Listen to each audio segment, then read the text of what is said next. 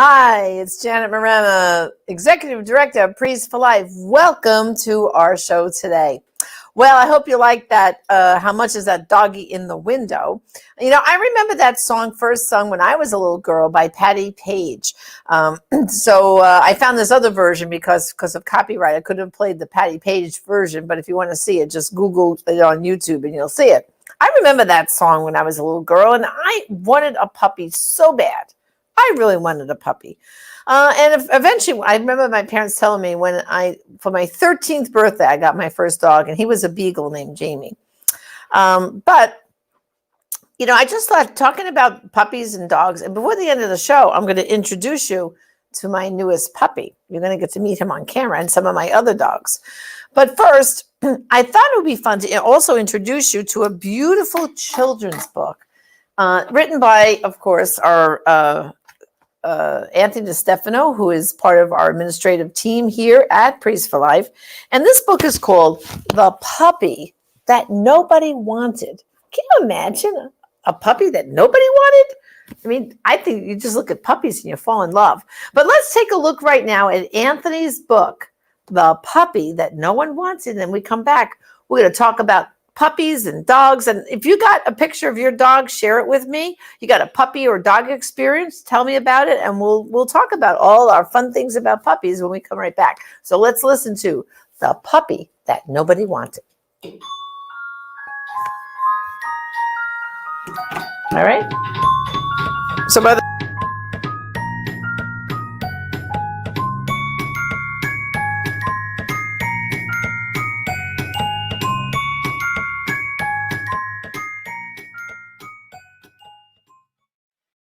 Hi, kids.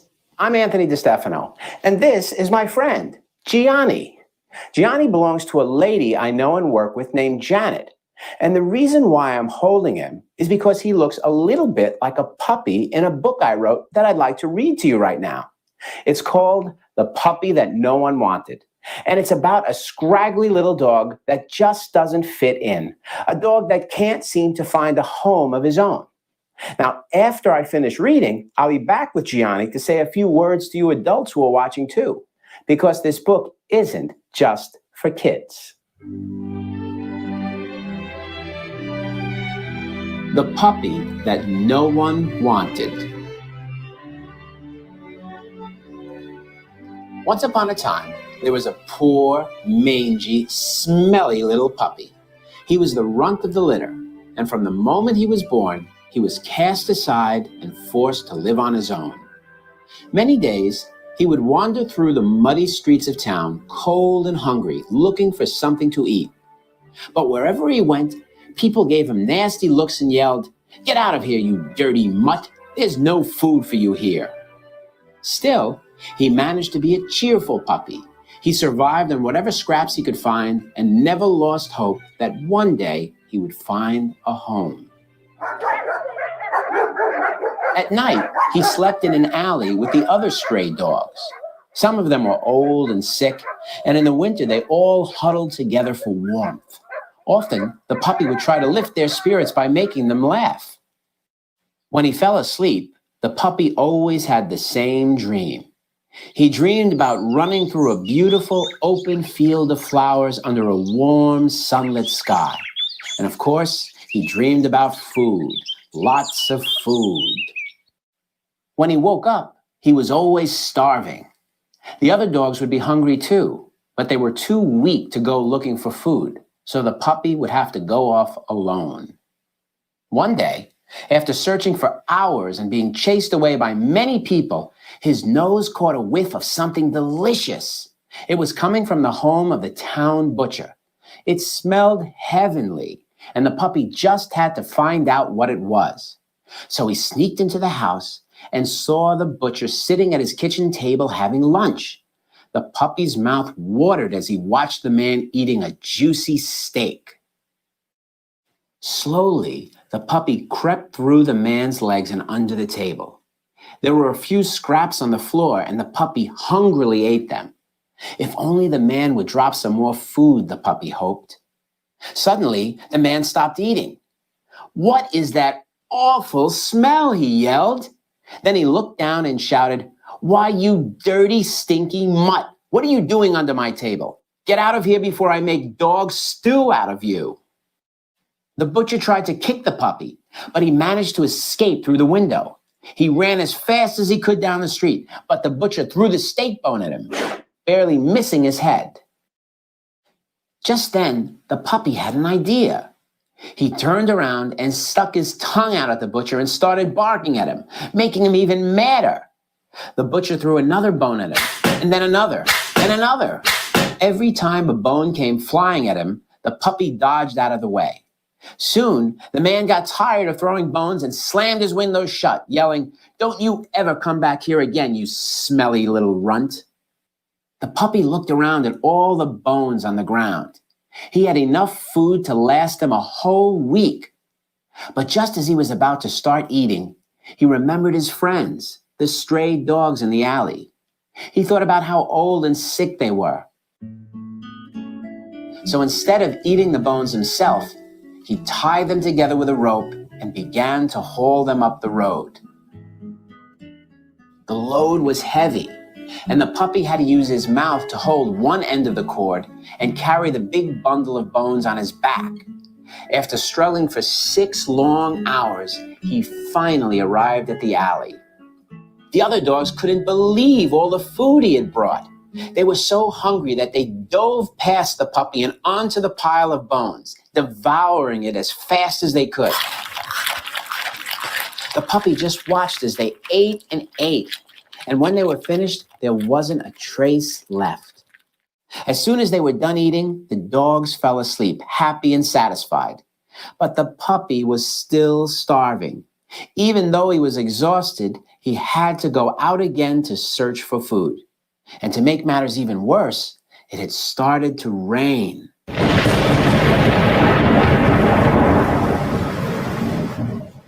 Walking through the streets of the town in the pouring rain, the puppy was sad and wet and cold. Everything was so muddy. There wasn't a crumb of food to be found anywhere. Just then, at the end of the road, the puppy saw some light coming from the window of a small house. He climbed up and peered inside. What he saw made his heart beat faster. For inside was a family seated around a table. There was a man, his wife, and a little boy, and they were having dinner. The puppy watched as they said a prayer and began eating. The house seemed so toasty warm. Looking closer, he saw that a piece of hot, crusty bread had fallen onto the floor next to the boy's feet. Taking a chance, the puppy jumped to the ground and sneaked into the house. When no one was looking, the puppy darted across the floor. Trying not to make a sound, he quickly ate the bread. Then he waited to see if any more crumbs would fall. But before he had a chance to eat anything else, the man above him said, "What is that awful smell?" Now I'm in trouble, the puppy thought. When he looked up, he saw the little boy staring at him. "It's a puppy who's trying to eat scraps from the table," the boy said. Then, lifting him up, he asked, "What's the matter, little dog? Haven't you eaten anything today?" The puppy wanted to tell the boy how hungry he was because he had given all his food away. But since he couldn't talk, he just yelped. The boy looked at him strangely and smiled, as though he somehow understood.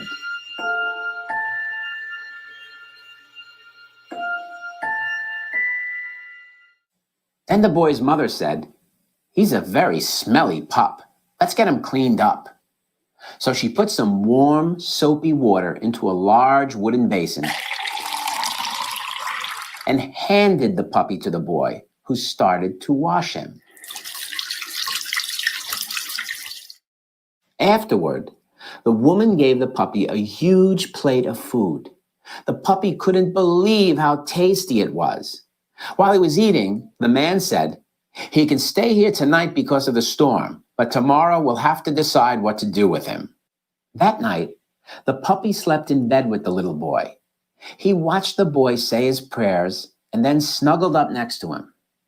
Imitating the boy, the puppy said a short prayer of his own. Please, God, let me stay here with this nice family. Then he drifted off to sleep. And he slept and slept and slept. He dreamed all night about the field of flowers. He was still sleeping when morning came, and he heard the boy's voice. Rise and shine, little dog. It's time to wake up. The puppy wondered what was going to happen to him. Would he be thrown out again, like all the other times in his life? Would he be cast aside and forgotten?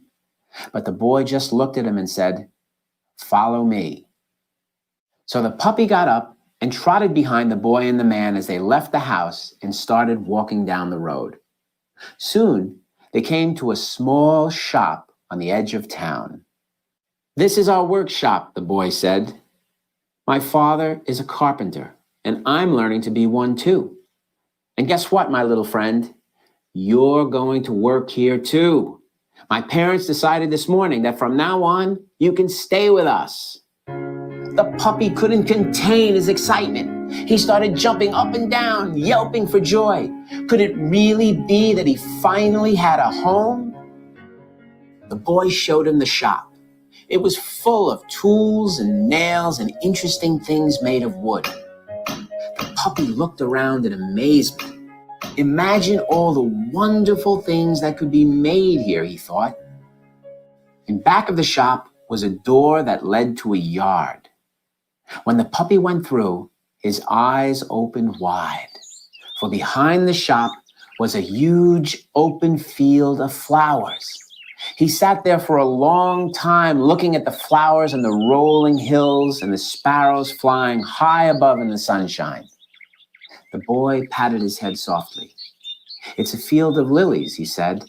"Isn't it the most beautiful thing you've ever seen?" The puppy just nodded and licked the boy's hand. And from that moment on, the puppy lived with the family and was happy. The man and the boy even built a cozy row of little dog houses besides the field of flowers for all the dogs in the alley, so they would never be cold again. And forever after, the puppy belonged to the little boy. And he was the best, most faithful servant that any boy or girl could ever have. Did you like that? I know Gianni did. He's been listening the whole time quietly like a good puppy. You know, kids, the meaning of this story is very simple. Just like the puppy that no one wanted, sometimes we can feel lonely and left out, and even unloved. When that happens, you have to remember that God always loves you, no matter what. And he always wants to welcome you into his life with open arms.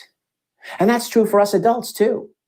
At one time or another, all of us have felt isolated and abandoned. Hey, it's easy to feel like a scraggly, smelly puppy that nobody wants. It's easy to feel like an outcast in life.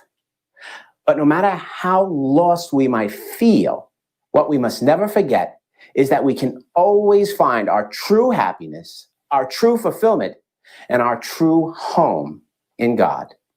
I'm Anthony DeStefano, and I'll see you next time. Gianni, say goodbye to all these nice boys and girls. Say goodbye.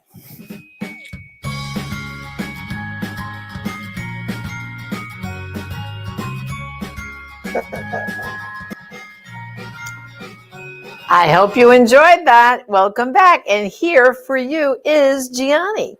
That's right. Gianni is my Shih Tzu. Gianni is 9 years old. And Gianni wants to tell you, if you'd like to get your own copy of The Puppy That Nobody Wanted, you can do that by simply going to our online store, prolifeproducts.org. We would love to get you a copy of The Puppy That Nobody Wanted, written by Anthony DeStefano. It's a great book, as you just saw. And Gianni, of course, gives it a paw of approval. So here's the story about Gianni. Gianni, I got 9 years ago. I already had his brother Giorgio, right, Gianni? Yes. And what happened was about a year and a half ago, Gianni's brother Giorgio passed away, which made Gianni very, very sad, right? So I went about 3 months. Everyone was saying to me, "Poor Gianni, he must be so lonely, Janet. Are you going to get another Shih Tzu?"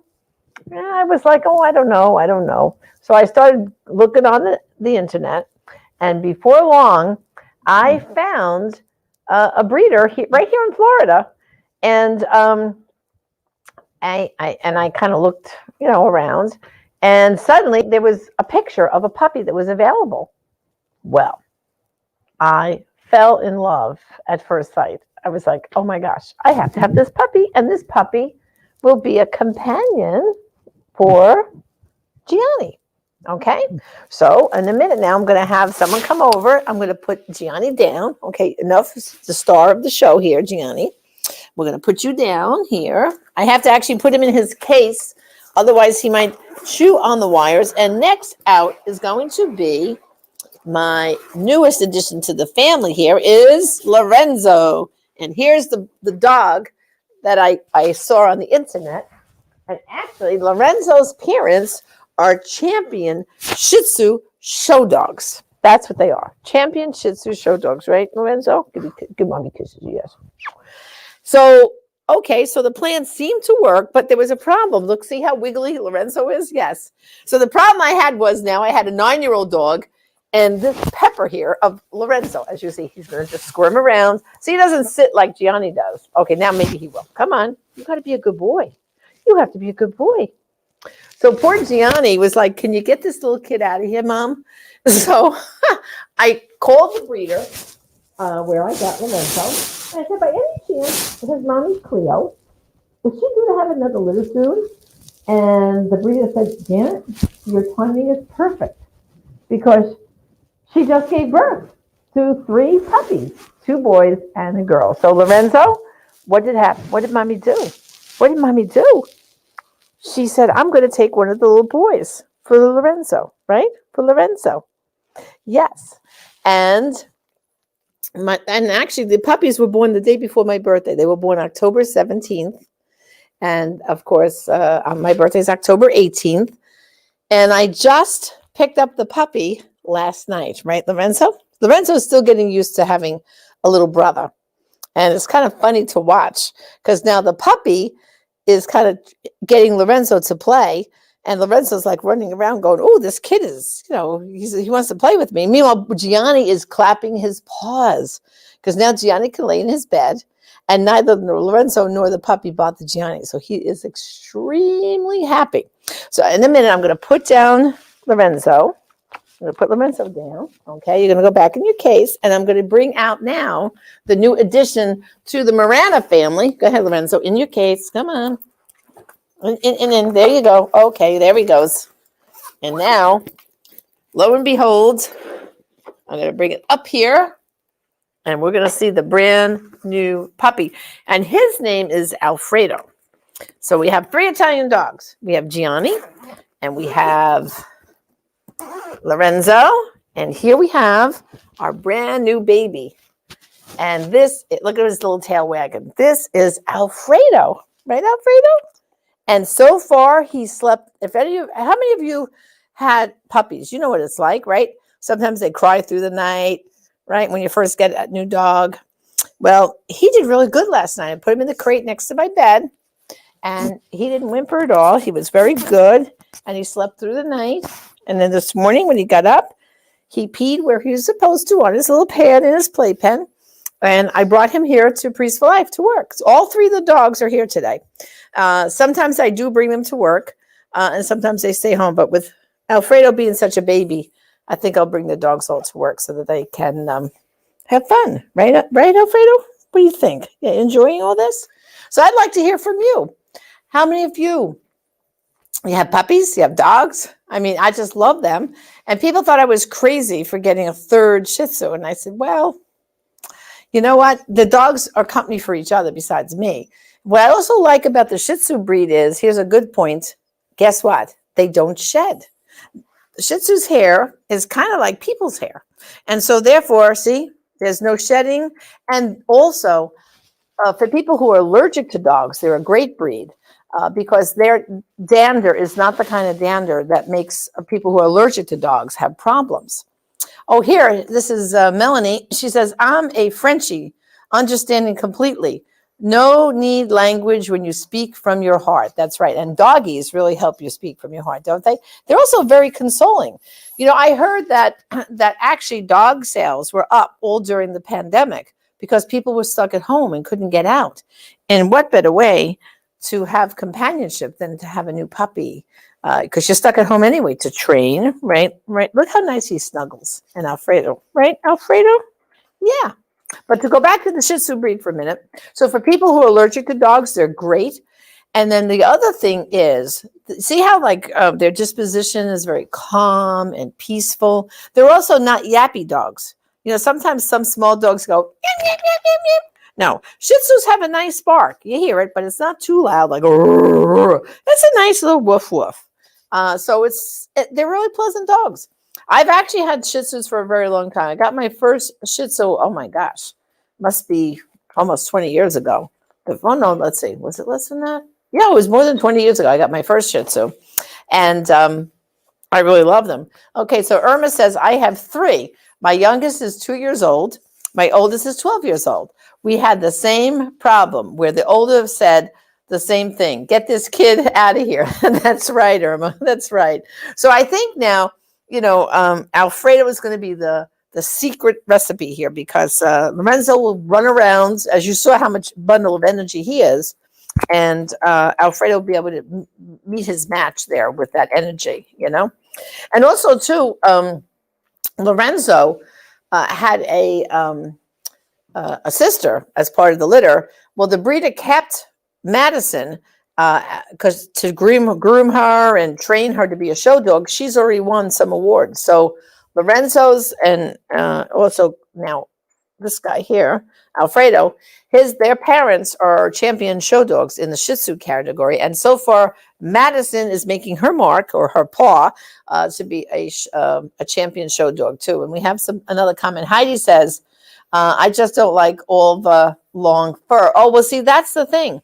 I don't know if you noticed Gianni's and Lorenzo. I keep what they call it like a puppy cut. With Shih Tzus, you can keep their hair short. And in fact, you shouldn't keep it long unless you're really going to be dedicated to brushing them multiple times a day. Really, Shih Tzus belong with long hair if they're going to be shown as show dogs. But if not, short hair is the best. And right now, Alfredo looks a little puffy only because he's a puppy. And he hasn't gotten what they call his first puppy cut, right? Your first puppy cut. But his first puppy cut will be in another 2 weeks. He'll be old enough to have his first puppy cut. And then the groomer will start to get his hair ready to be, on the short side. So he's not going to have that long, long hair like you see Shih Tzus with. Again, those are the show dogs. All right, we have Bobby says, I've always had multiple dogs. Currently, 2 Jack Russells and Chihuahua mixes, and a 13-month litter mates, Jake and Maggie. Oh, that's sweet. Yeah, litter mates are kind of cute, right? Aren't they? Well, although Alfredo and Lorenzo aren't litter mates, but they are true brothers. They come from the same parents, and he was the second litter, and Lorenzo was the first. What's the matter? You want to say hi to everybody? Here, let's put you up on camera. Here, look, smile. Smile, Alfredo. There he goes. There he is. So what do you think of the name Alfredo? Do you notice all 3 of my dogs have real names like Gianni, Lorenzo, and Alfredo? Little Italian names, real little names for my 3 little boys. Well, I just want to remind you, let's see, do Shih Tzus get along with cats? Well, you know what? I think the answer is probably more yes than no, because one of the girls on staff here, she actually has a dog. He's half Shih Tzu and half Chihuahua, and she's actually a real cat lover, but she also fell in love with this puppy. And basically, his name is Loki, and he has, 2 cats, I think, in the house, and he does fine with them. At first, they do that little, where they check each other out, and they kind of look, this and that, but Loki's doing fine with the cats. In fact, she had one older cat, and then she just got a set of kittens. So she's got her hands full, but Loki's kind of enjoying playing, and the cats are getting used to him. So I think it's how you introduce the pets to each other. First of all, I wouldn't leave them alone by themselves together for a very long time. keeping them separate, only together when you're there to, kind of supervise the activity that they do. Okay. Well, I hope you enjoyed this little takeoff of our usual program. I just thought, something to cheer us up. Puppies always make us feel good. And Alfredo wanted you to meet him, see how he's doing.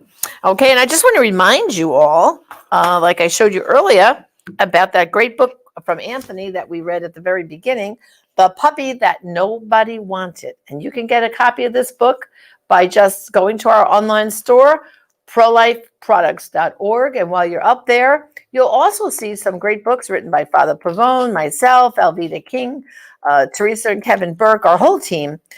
So if you want to get more involved in the pro-life movement and you want to have some more information, again, go to prolifeproducts.org. And we also have a great collection of t-shirts. So thank you for joining us, and tune in to our program tomorrow, because tomorrow we're going to do some more talking about getting healthy in the new year. So for now, this is Janet Marana, the Executive Director of Priests for Life. God bless.